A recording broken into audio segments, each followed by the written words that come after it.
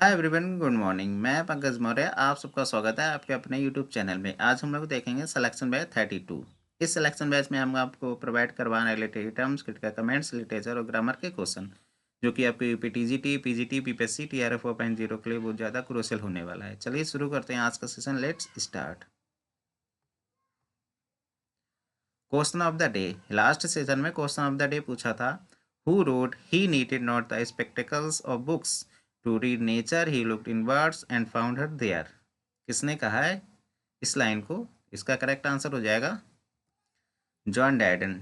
John डैडन ने कहा है, he needed not the spectacles of books to read nature, he looked inwards and found her there. Shakespeare को लेकर इन्होंने कहा है जॉन डैडन ने, he needed not the spectacles of books। Question number 621। ये एक लाइन है, ये आपको ये बताना है कि ये लाइन किस प्ले से ली गई है।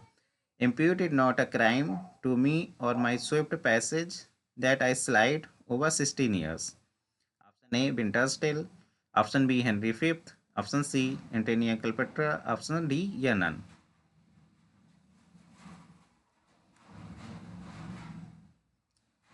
क्वेश्चन नंबर 621 का करेक्ट आंसर हो जाएगा option A Winter's Tale. In Shakespeare, Winter's Tale, the fifth act begins with Time the Chorus। Winter's tale में जो पांचवा एक्ट होता है उसकी शुरुआत टाइम द कोरस से होती है, जो पूछता है ऑडियंस से।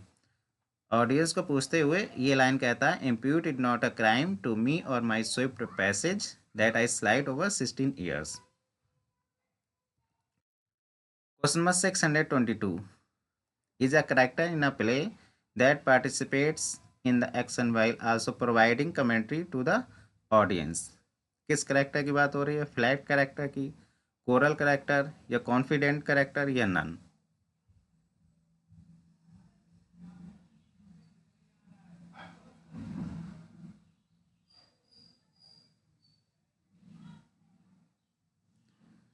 क्वेश्चन नंबर 622 का करेक्ट आंसर हो जाएगा option B coral character.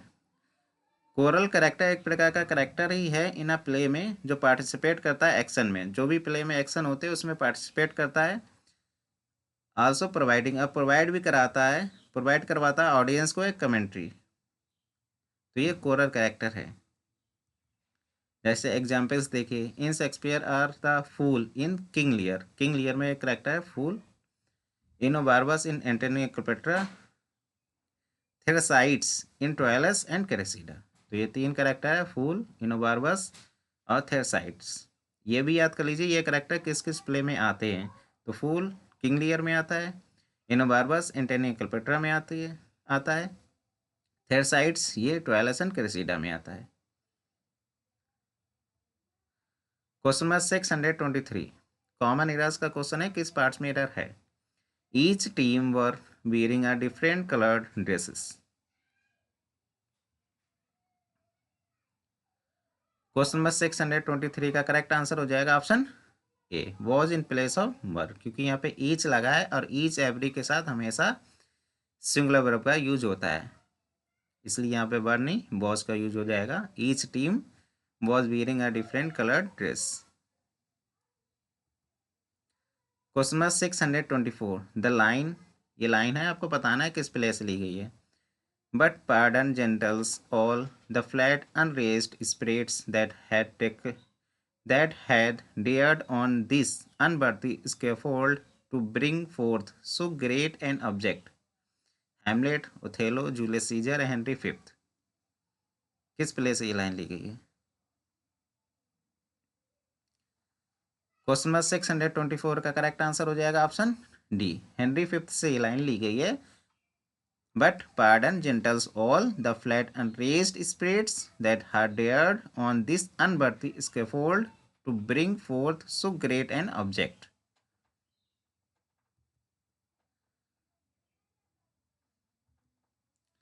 Question number 625। The nurse is a character in William Shakespeare's. जो नर्स करेक्टर विलियम शेक्सपियर के किस प्ले में आती है? रोमियो एंड जूलियट में, ओथेलो में, जूलियस सीजर में, हेनरी फिफ्थ में।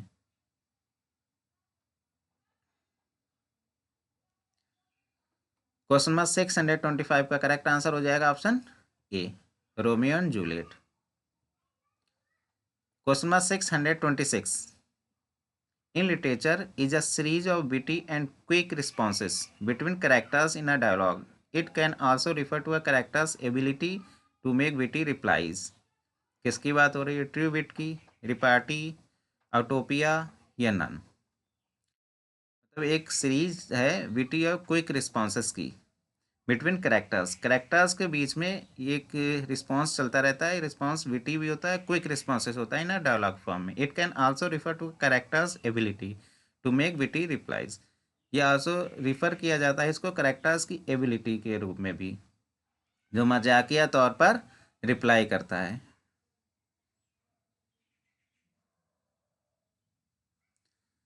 क्वेश्चन नंबर 626 का करेक्ट आंसर हो जाएगा option B, repartee. Repartee is a series of witty and quick responses between characters in a dialogue. It can also refer to a character's ability to make witty replies. Question number 627. Is credited with proposing the theory of evolution by natural selection. किसको credit किया जाता है theory of evolution का? By natural selection. Natural selection के द्वारा theory of evolution का credit किसको दिया जाता है? क्रिस्टोफर मार्लो को, जॉन फ्लेचर, चार्ल्स डार्विन या option D John Dryden?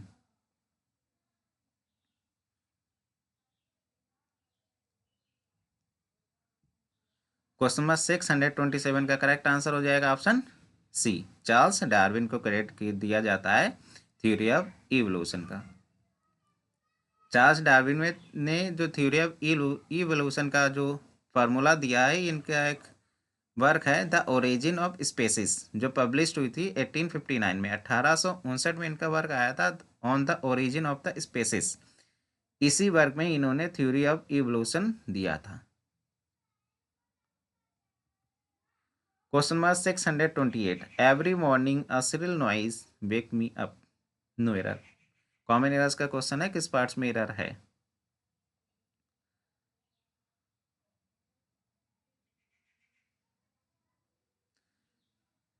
Question number 628 का करेक्ट आंसर हो जाएगा option C, wakes in place of wake. जहाँ पे वेक है वहाँ पे वेक्स का यूज होगा। क्यों होगा? क्योंकि ईच है, एवरी है, इनके साथ जो भी वर्ब आती है वो हमेशा सिंगुलर आती है, ना कि प्लूरल। तो एवरी मॉर्निंग है तो इसके साथ जो वर्ब आएगी वो सिंगुलर आएगी, वेक नहीं वेक्स हो जाएगा। तो every morning a shrill noise wakes me up.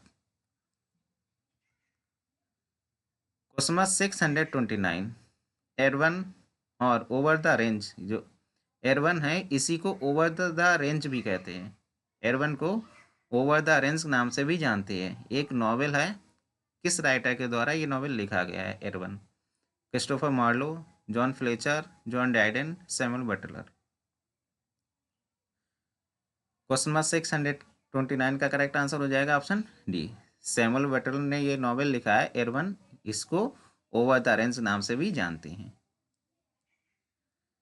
Irwin over the range ये नॉवेल है सैमुअल बटलर की, पब्लिश हुई थी 1872 में, 1872 में पब्लिश किया गया था। और ये बुक है एक सटायर है ऑन द विक्टोरियन सोसाइटी, इसलिए ज़्यादा इंपॉर्टेंट क्वेश्चन बन जाता है क्योंकि ये सटायर है विक्टोरियन सोसाइटी पर। Question number 630.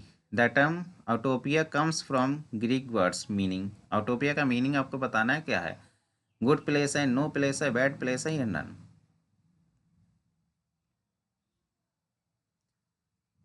क्वेश्चन नंबर 630 का करेक्ट आंसर हो जाएगा option B, no place. Question number 631. The poem Lycidas. Lycidas में पोएम है, इसमें एक लाइन है 109, 109 लाइन की, 109वीं लाइन, जिसमें the voice of pilot of the Galilean lake generally believe to represent, एक वॉइस दिखाई गई है pilot of the Galilean lake की। इसमें जनरली बिलीव किया जाता है ये रिप्रेजेंट कर रही है, किसको रिप्रेजेंट कर रही है? ये पायलट है, पायलट किसको रिप्रेजेंट कर रहा है? सेंट पीटर को, सेंट अगस्टिन को, या बोथ, या नो एरर? ओह, नो एरर आ गया बाय मिस्टेक, यहाँ पे नन होना चाहिए।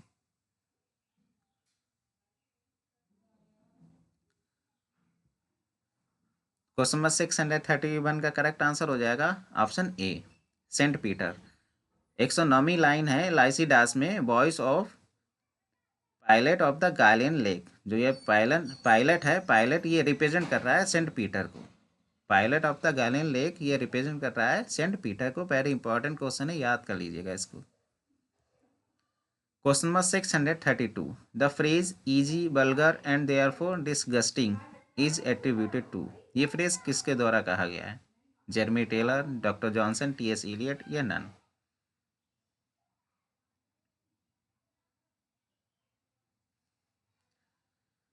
क्वेश्चन नंबर 632 का करेक्ट आंसर हो जाएगा ऑप्शन बी, डॉक्टर जॉनसन। ये फ्रेज डॉक्टर जॉनसन ने यूज़ किया है, easy, vulgar and therefore disgusting.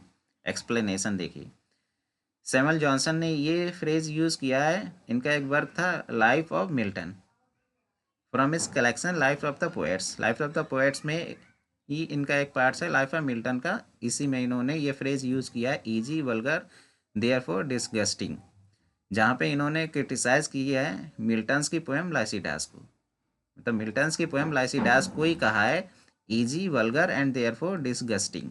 Very important question है, याद कर लीजिएगा इसको भी। Question number 633, John Galsworthy was influenced by the social realist writings of, बहुत ज़्यादा प्रभावित से थे जॉन गाल्सवर्थी, किस सोशल रियलिस्ट से बहुत ज़्यादा प्रभावित थे? पीबी शैली से, हेनरिक इब्सन से, जॉन कीट्स या नन?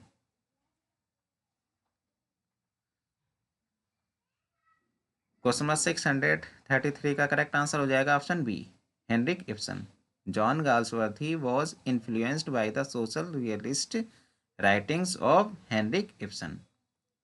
हेनरिक इब्सन की जो राइटिंग है, इनसे बहुत ज़्यादा प्रभावित थे John Galsworthy. Question number 634 common errors का क्वेश्चन है, किस पार्ट में एरर है? This monument is the older building in this area, तो ये जो स्मारक है इस एरिया की सबसे पुरानी बिल्डिंग की बात हो रही है, तो यहाँ पे ओल्डर नहीं ओल्डेस्ट आ जाएगा। करेक्ट आंसर हो जाएगा option B, oldest in place of older.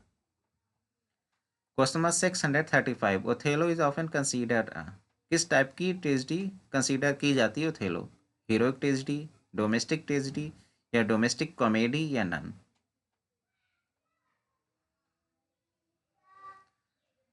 Question number 635 का करेक्ट आंसर हो जाएगा ऑप्शन बी, डोमेस्टिक ट्रेजिडी के रूप में कंसीडर किया जाता है ओथेलो को। डोमेस्टिक ट्रेजिडी है क्या? Domestic tragedy is a type of drama that focus on the private life of the middle class characters and their family affair. मतलब डोमेस्टिक ट्रेजिडी में मिडिल क्लास की जीवन के बारे में बताया जाता है, उनके फैमिली के बारे में, उनकी परंपराओं के बारे में बताया जाता है। It is also known as bourgeois tragedy, ये याद कर लीजिए, डोमेस्टिक ट्रेजिडी को बॉर्जियस ट्रेजिडी के नाम से भी जानते हैं। ओथेलो में यार डोमेस्टिक ट्रेजिडी वो होता passionate love between Othello and Desdemona. Othello और डेस्टिमोना के बीच में जो पैशनेट लव है, यही क्रिएट करता है इस डोमेस्टिक ट्रेजिडी को, which challenges the ideas about class, race and gender. Question number 636, also known as the tragedy of Ferrex and Porrex, किसको कहा जाता है tragedy of Ferrex and Porrex? Oedipus the King, Ralph Roister Doister, Gorboduc, सेंगडकी? Question number 636 का correct answer हो जाएगा option सी, गार्बोडक। गार्बोडक को tragedy of forex forex नाम से भी जानते हैं। ये देखिए, फर्स्ट इंग्लिश ट्रेजिडी है गार्बोडक, जिसने इसको लिखा गया था Thomas Norton and Thomas Sackville के द्वारा in 1561। Gorboduc first English tragedy है जो लिखी गई थी Thomas Norton and Thomas Sackville के द्वारा इन 1561 में।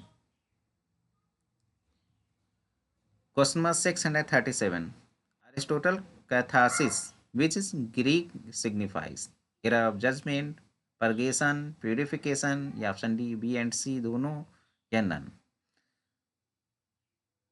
अरिस्टोटल ने कैथारसिस टर्म दिया है, ग्रीक में इसको किस नाम से सिग्निफाइज किया जाता है?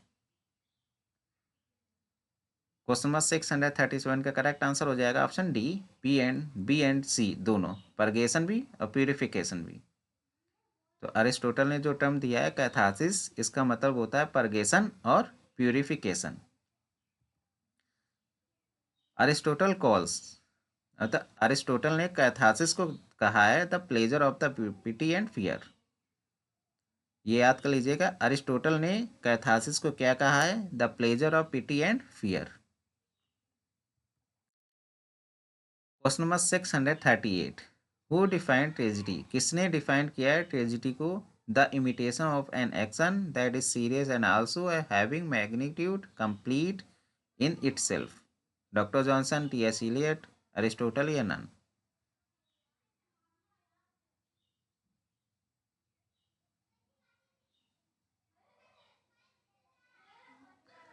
क्वेश्चन नंबर 638 का करेक्ट आंसर हो जाएगा ऑप्शन सी। अरिस्टोटल ने डिफाइन किया है ट्रेजिडी को the imitation of an action that is serious and also having magnitude complete in itself.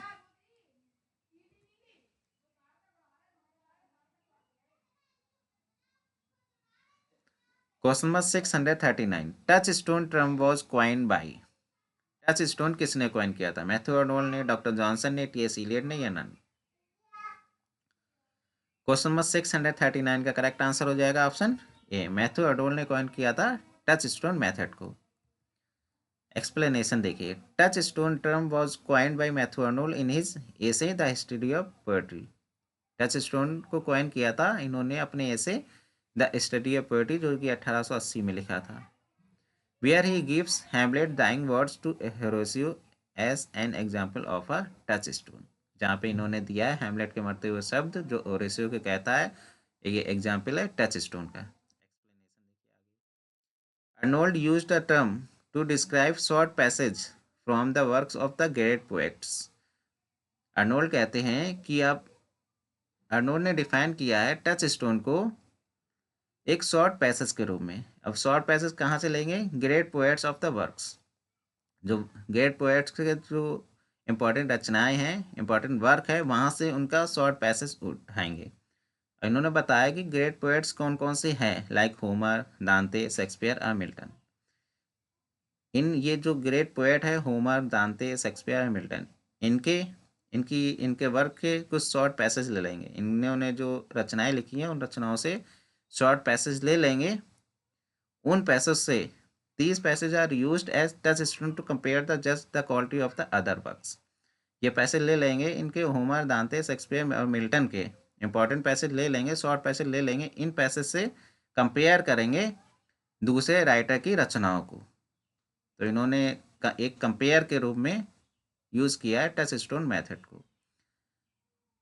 इन्होंने कहा है, मैथ्यू अर्नोल्ड ने कहा है कि होमर, दांते, शेक्सपियर और मिल्टन के इनके कुछ वर्क्स है, उन वर्क से शॉर्ट पैसेज ले लीजिए, उन शॉर्ट पैसेज से कंपेयर करिए, दूसरे राइटर के वर्क की क्वालिटी को जज करिए। ये है touchstone method. Question number 640, during the summer months there is shortage of power in much parts of the country. Common errors का क्वेश्चन है, किस पार्ट्स में एरर है? क्वेश्चन नंबर 640 का करेक्ट आंसर हो जाएगा option C, many in place of much. जहाँ पे मच है वहाँ पे मैनी का यूज होगा, क्योंकि यहाँ पे पार्ट्स काउंटेबल नाउन है, क्योंकि प्लूरल है। मच का यूज अनकाउंटेबल नाउन के साथ किया जाता है, मैनी का काउंटेबल नाउन के साथ। यहाँ पार्ट नहीं पार्ट्स है, इसलिए यहाँ पर मैनी का यूज होगा, क्योंकि काउंटेबल नाउन में ही एस और यस का यूज होता है, ना कि अनकाउंटेबल नाउन में।